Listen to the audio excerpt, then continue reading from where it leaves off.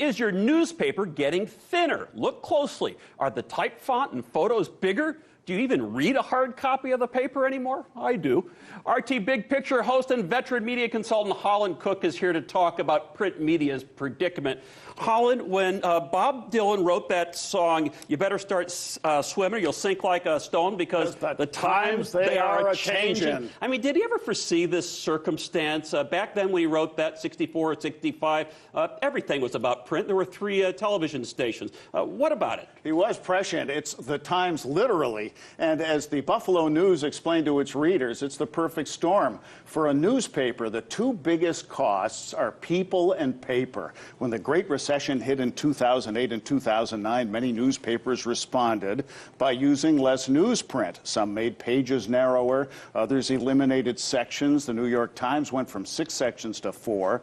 The Washington Post eliminated its business section. The Los Angeles Times its local news section.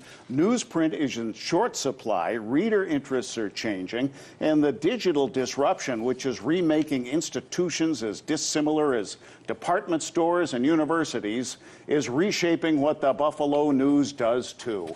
So in addition to those supply side factors, our demand mode is changing.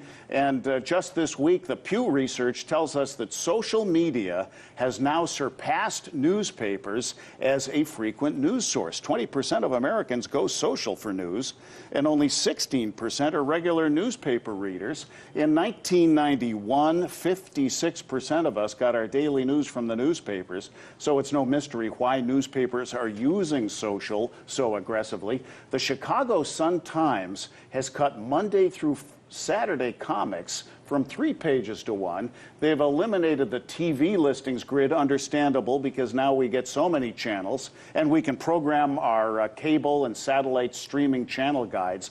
Another common trend, legacy papers shrinking their print delivery radius. The Arkansas Democrat-Gazette is no longer available outside central Arkansas, and the ultimate cutback, no print paper 7 days a week. So far, the biggest USA city is Pittsburgh, where the Post-Gazette no longer prints a paper on Tuesdays and Saturdays.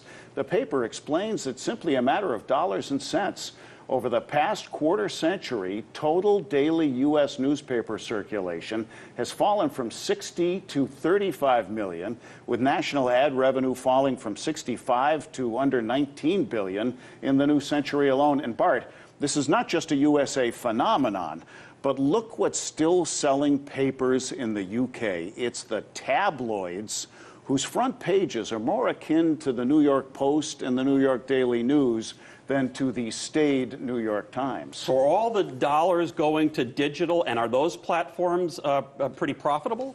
Eyeballs and ears are going to digital, and the ongoing newsroom bloodbath continues at the broadsheets. I've been impressed by a couple innovative digital pure play papers that I see when I'm back home in New England.